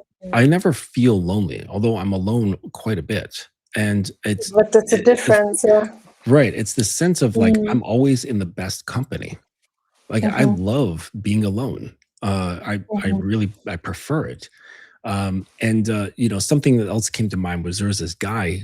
He was also a podcaster. He's stopped his channel at this point, but he and I were talking, and he was mentioning something on his show about his experiences with women, right, dating and things like that. And he was reflecting on it and going, "Man, it's a cold, cold world out there." Right, which is a very common phrase, right? To say like, "Oh, the Mm. world is a cold place," meaning it's not very receptive. And I said to him, the world only appears cold when you're seeking warmth from it. The world is Mm. just the world, right? It can Mm. change based on what you're seeking. So, really, it was his neediness from the world and from people, and then not that neediness not being fulfilled, that made it feel like there was this big gap between them, and that the world was trying to Mm. shut him out. But it wasn't. The world's just being the world. right? Yeah. And it's that hunger that he had that made Yeah. it seem like there was nothing to eat. And the again, the irony is that when you stop having that neediness and you stop having that hunger, things come to you. You know, like Mm. if a man is like really trying to get with you, he's really trying to push his sexuality onto you, trying to consume you, trying to take from you. That's going to cause you to contract, right? To give him less. Maybe you'll comply a little bit, but it's not going to be your full self, right? Mm. And whereas, like, if he doesn't have that hunger, you can kind of sense that he's not pulling, he's not hungry, he's just fine, like as he is, but he's still not like say disconnected from his sexuality. He's just not being his appetite's not being controlled by it. This gives you the Yeah. opportunity to kind of open an offer, right? Because he's Yes. not making you Yeah. contract. Yeah. So it's like it's just these weird ironies. Like when you give up the thing that you were after, you get it all. But when you get it, it's no longer Mhm. such a priority anymore. It's Yeah. a really weird thing, you know. So Yeah. you get everything that Yeah. you once wanted, but it no longer hits the same. Yeah. You know, Yeah, and you also like see yourself like your own impact in that. I mhm. think like many men are not aware of their impact No. on everything, but like mostly women. They, Mhm. especially today, they feel like, what can I do? Like, I mean, she wants to. It's always like, what does she want? Like, she wants to do this, and it's like, no, no, no. It's not interesting what she wants. What she needs is more interesting. It's much more interesting what she needs, and Uh-huh. because many women, well, I really have to say, like, many women are not in touch with what they need. I told you the No. story with this dominant man where like the waiter stopped talking to me and he only stopped only talked with the man. And then Yes. I told the story to women and they were like, oh my God, didn't you feel disrespected or whatever? And I was like, no, it was like super relaxing. And then they got what I meant. But before that, there was like this idea of, oh no, he can't do that. Although it would be better for them. They would enjoy it actually. You Right. know? You know what I Yeah, mean? yeah. So and yeah, so it and the want is like this ego thing, but it's not like polarity. It's not very much about ego. Yeah, absolutely. So like uh in your, I guess, best advice, what do you think is the primary thing as we kind of come to a close here, that you think guys could immediately address to kind of I guess at least bring about some polarity in their lives? Because this is real, we've agreed here on the show that like this is the thing that makes men and women drawn to each other, is polarity, is the difference in charges, right? Like on a battery Yeah, or a magnet, right? yeah, Opposites do attract, okay? yeah, But there's polarizing that's actually repelling, right? Where you're saying like this person is so like so prickly that I'm repelled by them. I'm not drawn by them. They're so different and so prickly. I don't want to get near them. So yeah, there's a kind of polarity that is actually, they're different, but they're gravitational. So what do you think is something that guys can start to practice or bring their awareness towards that will help facilitate their own sense of that, the beginnings of that gravity? With the yeah. understanding that it's a process. It's not like, "Oh, I'm gonna just, like, change my shirt and boom, I'm fucking polarizing." Yeah, I mean, it's always hard to give like generic advice, but one thing I found to be and again very helpful is to Mhm. work with the breath because what it does. So what I mean is by that, closing your eyes, sitting relaxed on your buttocks, and like having everything relaxed, and breathing deeply into the pelvis as deeply as you can and Mhm. try to follow the breath. So it's like a meditation. You can do like 3 minutes or so. What it does, it draws your energy back to you because what many men have is that their energy is not theirs. It's like Like, everywhere. everyone's using And it. Yeah. everyone is using it. They just like shoving it into porn and into like everywhere. So you want to kind of like pull it back to you. Mhm. That alone is gravitation. It's a gravitational force that happens. So and like again and again throughout the day to come back to yourself. So either be it like deep breathing or feeling your feet on the ground and like having this feeling of, okay, this is my energy and it's going back to me. That's the first thing. Because what I see the most is like this need to really find a connection to your core, to your power. This is where your power lies. So I would say that's probably the most generic thing Yeah, I think that's I fantastic can say. advice. And Aspress here, he simply puts it learning self-containment, But versus often it's like the spreading how. it. Okay, yeah, okay, how? But how am I gonna do it? That's like Yeah. often the question, right? And I find Mhm. these like to work via the body is super helpful because it automatically gets you out of the mind. You don't Very have to good. think about it. You just have to do it. Hmm. Yeah, yeah, I'd have to agree. Yeah, all my guys have to start their day off with some meditation, like the second they wake up. Yeah, Um, mine too. yeah, yeah, Yeah. because the mind is relaxed already, right? It's Mm, not geared up into this other yeah. space. Mhm. So just really quick, before we let you go, where can people find you? I know I've got your Uncle Guns. He posted your YouTube channel. Unfortunately, it's all in German, right? So the people Yeah. who cannot speak the Deutsch, then you will not understand her. But if you do speak German, here's her channel, Franziska Czar. Or if you just want to support her, you can just like her channel, subscribe to it, and that will just kind of help the algorithm. But other than that, how else can someone find you or get in touch with you? Well, the biggest and also the oldest channel is Substack, Hmm. where I post weekly, like newsletters weekly, and then like smaller posts. I'm also on LinkedIn. It's always Franziska Zahl, where you can find me. And then also, of course, I have a website. I don't know if you want to put that here, but like from Yeah. What the is it? What channel's is the website? perspective, it's I can send it to you later. It's maybe Yeah, but you let's want to just put it mention it now. here while people are around. Yes. Okay, so it's Franziska, it's my name, Hmm. and Franziska minus Sar dot de. That's the .de. website. Okay, Yeah, very good. So yeah. Franziska with a Z, uh, dash Z Z. .de. Mm-hmm. Yes. I think so. Okay. You know, we were unprepared for that. I didn't I realize you will had a see. website. Yeah, of course I do. It's also in English. It's actually also like only YouTube is in German, and I just started it. I don't know where I'm going with it, but yeah. Ah, okay. Yeah, I'm trying to pull this up. Franziska Czar. Um, Mm. we got to work on your SEO because your name doesn't come up. Really? But yeah, but I'm Oh. sure like on your Substack,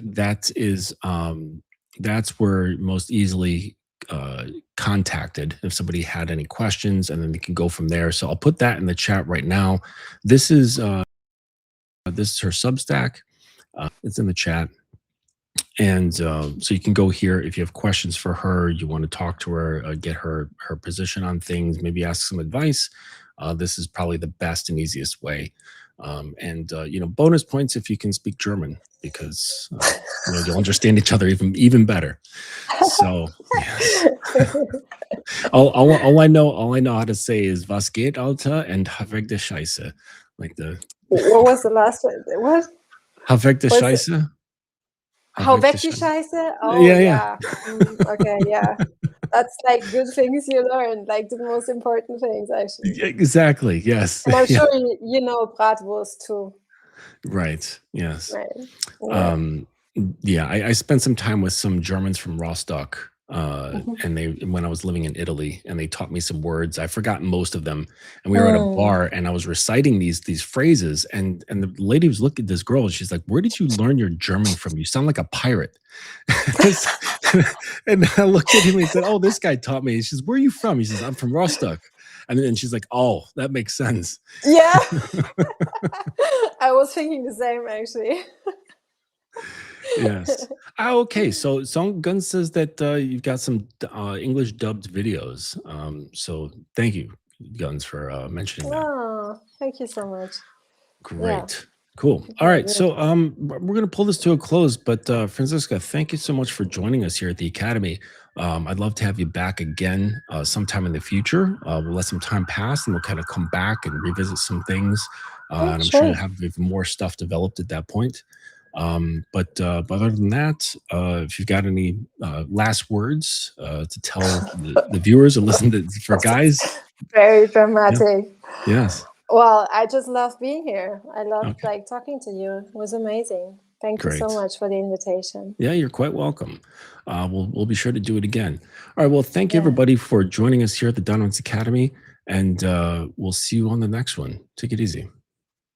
Mhm.